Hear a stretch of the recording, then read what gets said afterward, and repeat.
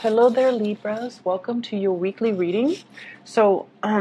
As I told all the other signs, it's a type of reading, and the reason I am condensing a week's worth of reading into this video is because next week I'm going to be super swamped, so I'm not going to be able to publish a weekly video for you. So this is going to serve as what was really interesting is the cards fell out two at a time. So these two fell out, and then these two fell out, and then these two, and then those two. So they kept falling out two at a time. And when that happened, I couldn't really focus to get like an image for you. I couldn't focus to get like an image for you. So as we go through this reading, whatever images comes up, then I will relay it for you, okay? But the two indicates to me that compromise, that partnership, that that sense of duality as well, indecisiveness, looking at ourselves in relations to another person. That's what it feels like to me. And those are like, I feel like the stereotypical Libran traits, okay, where it's like you see yourself in relations to another person. You see yourself as part of a whole. And you are at your best when you have another person by your side to bounce ideas off of, in order to feel secure, in order to feel like you are complete. Okay? So it's very reminiscent of like Pisces, Gemini, and Librans. To like that energy is very reminiscent of Pisces or Gemini. So you might have those people very, very prominent in your environment, or you might have those placement very prominent in your chart, in your natal astrology chart, because there's this sense here about wanting a partner, needing a partner, or needing just somebody by your side to bounce ideas off of, to come to for advice, or to just physically have by your side. So what I feel here is the way this spread is coming up, there's a need for us to seek people. If we're going to seek people anyways, if we're so relationship focused, or if we're so other focused, it is very, very important for us to seek people who are very different from us. Okay? And I honestly believe that, the one of our lessons in life is to learn as many things as possible, and to learn as many things as early on as possible. When your mind is young, it is very agile. It is very regenerative. You can make connections. You can cram in as much as you can. You can pull a lot of all-nighters and retain information really, really well when you're young, okay? And when you're young and you purposely put yourself in many, many different work environments, okay? So like a year do this, another year try to do that, try to shift jobs as many times as possible, so that you get to know what environment is more suitable for you, so that you get to meet people, and that you get to put yourself in a myriad of situations and learning environments, so that you're exposed to as many things, different experiences, different circumstances, different belief system as possible. And so it is really important for us to, steer away from that sense of safety by surrounding ourselves with people that are so like us that we don't grow. So aim for more partners or relationships or people that really challenge you, that really sometimes oppose you, that will really bring out that sense in you where you're just like, I disagree, and here is my perspective or my take on this situation. Putting yourself in those situations will kind of encourage you or force you to defend your beliefs. And through the process of exchanging our belief system with another, we might realize, wow, my belief is not very solid and secure to begin with. Maybe I need to adopt a new belief system. And through the process of defending our beliefs, it strengthens our resolves about our belief system. It makes us feel, if we can defend something, it makes us feel a little bit more sure about ourselves. It makes us feel a little bit more sure about what it is that we truly, truly, truly believe in. So, a life of adversity builds character. So I definitely feel like, wanting to surround yourself with new people, different people, and not only different and new, but people that see things from a different perspective. People that are that challenge us to, not so much like conflictual situations, but people that will really challenge us, people that might not have the same belief system, people that will continuously um, ask us these important questions so that we can refine our thoughts, refine our thinking. Um, I'm also sensing as well dealing with different people and pushing yourself out of that social comfort zone will allow you to fill in the knowledge gap. So a lot of the times, we believe in one thing, okay? And we will cherry pick the examples that we use, or the information that's available out there to corroborate that one thing that we believe in. It's cherry picking. And most of us, fall into that fallacy. And so this message for many of you, I feel it is about doing the necessary research in order to fill in the knowledge gap, doing it the right way, doing it the proper way, not just cherry picking data or information and then glossing over the information that, runs counter or is contrary to what it is that we're trying to persuade people on, what it is that we're trying to tell other people. So I feel here the need to be very, very fair and see things from both perspectives for you guys so that you can refine your thinking, so that you can fill in the knowledge gap, so that you can understand, okay, maybe I was wrong with this belief and I need to switch over. But before I switch over and abandon my previous belief system, I need to do my research to make sure I know where I stand. And the reason I harped on this was because, the cards fell out two at a time. And also, there's a huge thing here about, I'm seeing a lot of students, you're going through some type of a training situation, and I feel almost like some of you, and not all of you, but some of you, you're just like, I already know this. Why are they giving us training on this? Why am I forced to sit through this? Why am I being taught something I already know? And I almost feel like that mentality, you know, will will be to your detriment. Okay?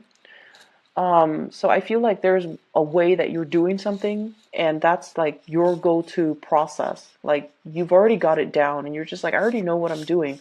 All these people, they're wasting my time. They don't know what they're talking about. But it is something that you have to do. So some of you, for example, you're going to school to get a degree.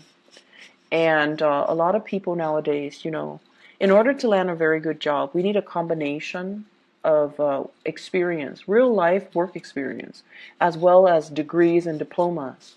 And I feel like for some of you, you're going through the motions. You already have the work experience. You already have the hands-on work experience. You already know what you're doing. And yet you're forced to go through some type of training, or you're forced to finish school in order to get that diploma so that you're more employable. And I feel like it's very, very frustrating for you. But I would say take that paradigm shift, because you're there for a reason. You already probably paying tuition. You're Even if the training is provided for free, it could be, led by by your company. You're already going to have to be there. Make the most of it.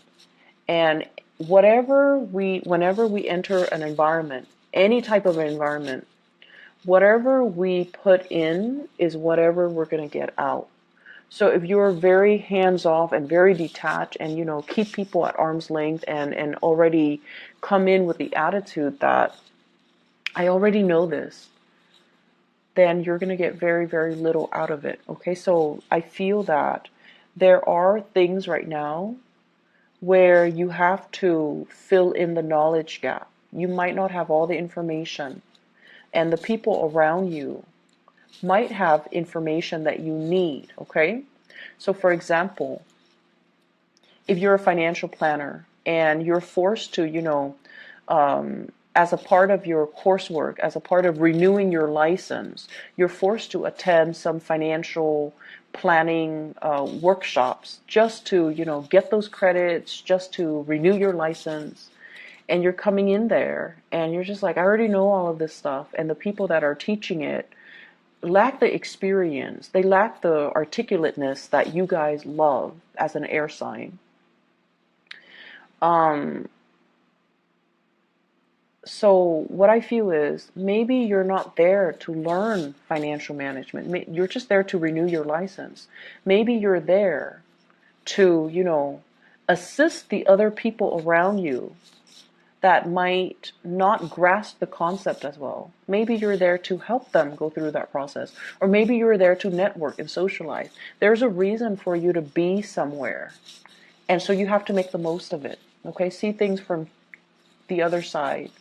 And there is a thing here about, I'm seeing a lot of students once again, and there's some information that you feel you're missing, some very, very vital piece of information. And I see some of you obsessively reading up on it, doing a lot of research. And you're just like, wait a minute, this research is not available out there. Maybe that's the line of inquiry that would be really, really good for a dissertation, for a master's thesis, for like even a senior thesis for those of you who are undergrad, or even for high school, like a senior thesis.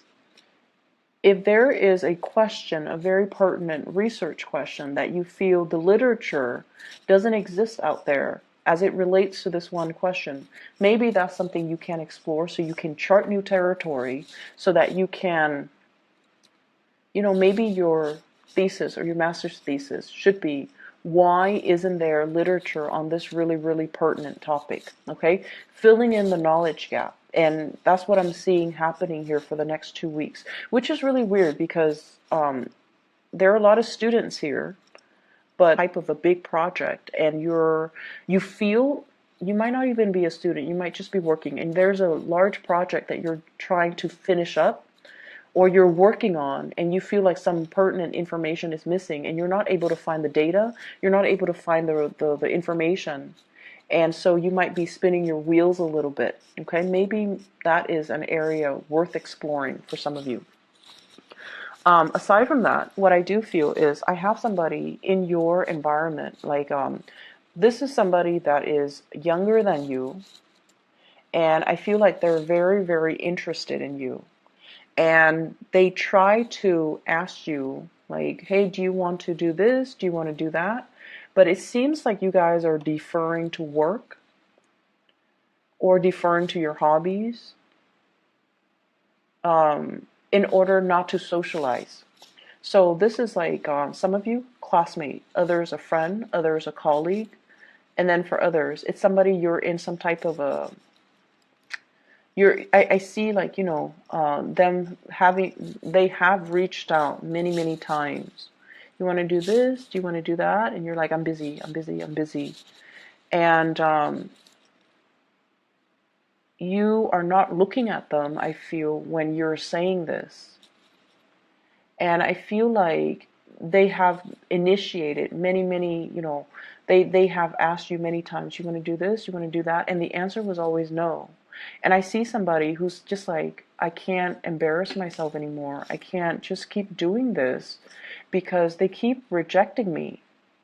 And I almost feel like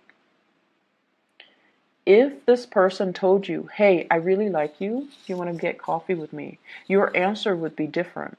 However, the way that they come in, it's very nonchalant, it's very unemotional. And that's because, they feel a little bit jilted by you, and they feel almost like you're so absorbed in your work, or, there are so many other things that you're working on, so that you're not really prioritizing them. So somebody in your life is feeling a little bit neglected, and they've asked you to do things so many times that they've given up on trying. They've given up on trying. They've asked you to do things so many times, they've given up on trying. And as I say that, I had to repeat that because I feel like for some of you, it's a crush asking you, let's get coffee, let's go see a movie, let's, play something, let's play sports, let's go for a walk. And your answer has always been no. And I feel like they are cowering because they're embarrassed. They're embarrassed of the rejection. And also, when somebody reaches out and we don't, look them in the eyes and we just tell them, no, I'm busy, it hurts. It hurts on a very, very deep level. And I feel they're hurt, and I feel they still look at you. If you made a move on them, they would be so happy. They still look at you. They're still interested. But it's almost like I have to, look elsewhere because this person is probably not interested in me. This Libra is probably not interested in me. And I'm too embarrassed right now because they've turned me down so many times and I can't put myself through another rejection. Okay? So you got people here that are really eyeing you, Libras, and they see that you're a hard worker. They see that you are somebody who's very serious. Like your energy is coming in very serious for the next 2 weeks. And they're trying to get your attention. And there's a lot of fun to be had, but you're busy. Some of you are working overtime, and some of you are just trying to make extra income. So you might be dabbling in a lot of different activities in order to make ends meet. And hence, I see a lot of students. But either way, that's what I'm sensing. And I mentioned something earlier, and then I got sidetracked. The phrase that I repeated earlier, and I apologize, I'm a little bit scattered in your reading. The phrase that I mentioned and I repeated was, they've asked you to do something so many times that they're tired of trying. Okay? For some of you, this is somebody who is a little bit nagging, is what I'm sensing. It's somebody that is like, do this, do that. There are conditions. There are like rules and conditions imposed upon you. And this is somebody that's like, they're never satisfied. They're always nagging. I see a really big nagging energy. And I feel like they could be somebody who is a little bit manipulative. They're a little bit manipulative. They know how to get you to do things by distorting the story, okay? Can you get me that? My stomach hurts and I can't walk all the way over there just to fetch it myself. Can you get it for me, please? Like that. Playing on your weakness, playing on your kindness, or they're manipulative. I have the High Priestess in the reverse and the Magician in the reverse. When these cards are in the reverse, it's manipulation.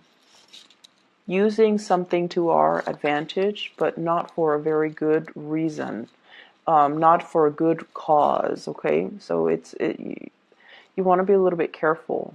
I feel for some of you, this could be family members, unfortunately.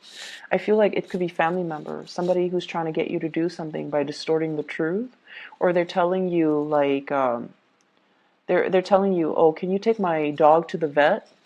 Because I'm sick. I'm in bed and I'm sick. I can't take my dog to the vet. Can you help me? And then you find out that, you took their dog to the vet and you said your goodbyes, and you find out that, so let's say it was Saturday. Saturday they went to the movies. So I feel that you know who this is and you need to distance yourself. There might be some information coming to light about this person and their deceptive behavior, where they are opportunistic. They're trying to tell you to do something and they're distorting the truth in order to get you to do things. And then I'm also seeing as well, you want to be careful when it comes to measurements, and you want to be careful when it comes to not spilling things. If you're cooking, if you're serving things, if you are mixing things, blending things, be very, very careful. So I feel like somebody is also, and Librans are typically very, very organized and very neat. But I feel like you might be dealing with someone who's a little bit on the sloppy end, and you're trying to, you know, tell them to, clean up your act or be less messy, or, learn to clean up after yourself, learn to be a little bit more tidy, be a little bit more organized. And I'm also feeling as well, some of you, there might have been a past person, somebody has left the picture, and you are burying yourself in work in order to forget, in order to distract yourself. You're also happy, I feel, with work, but you're burying yourself in work in order not to think about this person, in order to keep busy, in order not to go home and look around and be reminded of this person. So I feel like it's definitely, a love relationship, okay? And then for many of you, you're a little bit of a workaholic for the next 2 weeks, and there's nothing wrong with that, because you're trying to get ahead in your career, because you're trying to publish data and information, because you might be trying to make deadlines. But I feel like there's a sense of like, I need to be productive. I need to excel. I need to produce something. And if I keep, working at it, chugging away at it, or plugging away at it, produce something, produce written work, produce like results, produce statistics, produce a dissertation, produce like a master's thesis even, or like some type of an essay or something that is up for public scrutiny. If I keep producing, it's going to really enhance my professional image and my career and my prospects. So there is a big push for you as well to, be a workaholic and to challenge yourself and to do all the work that is necessary for you, and then others, trying to forget a situation, a person from the past, and you're overcoming it through burying yourself, doing some type of a work. I see like shutting yourself in your office, shutting yourself in your home, trying to get things done, okay, to get things done so you're not distracted, so you're not, so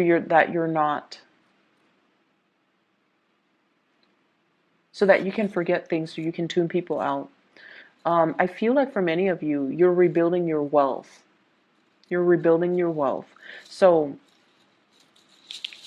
I feel almost like some people growing up with parents or in households, grandparents, or with parents who are extremely wealthy. And I feel like, they passed. It's almost like the environment was so stable and so full of abundance that things were taken for granted. The knowledge on how to accumulate wealth was never passed down. It's like you either had like really, really successful parents or grandparents, and they knew how to make money work for them. They didn't slave away. They didn't have to work hard. They're just very business or, financially very savvy. But the knowledge, the ways to make money and to generate the money and to make the money work for you, it was never passed down. And I feel like you're at a point where you can definitely ask, and they won't hide anything from you. But I almost feel like you're trying to do it the hard way to generate wealth, and you're reinventing the wheel when you could easily reach out and ask, like, how did you do that? How did you accumulate, so much property when you at such a young age? What is your secret?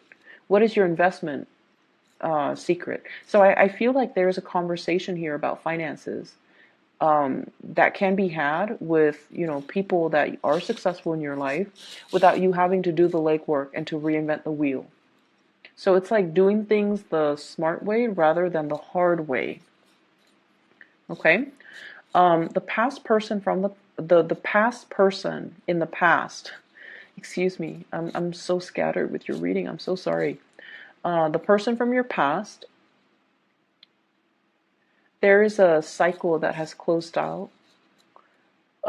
Somebody I feel is residing at a large distance or long distance. Somebody's residing far away. Somebody is, transitioning into a new phase in their life. Somebody has left the picture, And I feel almost like I see some of you reading, like rereading old text messages, rereading old emails from this person, looking at pictures of this person, but more so the contact, the communication, and yearning for this person. And I feel some of you might be in a position where, it could be that one person that I mentioned before, where they asked you so many times and they've been turned down so many times, and now they're embarrassed. And so you're wondering, and you're wondering, like, are they going to come back in? Are they going to ask me again? Right now I'm free. And they're not coming back in. So reach out to that person. If somebody asks you twice or three times, they're definitely very, very, very interested. And, time could lapse. Time could like elapse between, the times that they asked you and the last time that you said no. But I feel like if somebody asks us to do something, right, 2 or 3 times, you want to get coffee, you want to get lunch, you want to go for a walk, there's definitely still interested in you. And so reach out. Reach out for that communication. Don't bury yourself in work trying to forget. Don't be so caught up and wrapped up in things where you might be ignoring, offers and people that are actually really, really good for you. Okay, people who are sincere with their feelings, people who want to take care of you, and people who have your best interests at heart. Okay, so step away from a situation if you find yourself with like a creative block or like a mental block where you are not able to proceed with like some type of a writing project, or you're not able to solve a specific problem. Step away from it. Maybe take up that offer for coffee. Maybe take up that offer for a walk, and do those things to clear your mind so that you can come back and look at a situation with, a fresh pair of eyes. Okay? So I hope the reading is helpful for you guys, Libras. It is a pleasure to connect with you guys. Do the very, very best. Take care.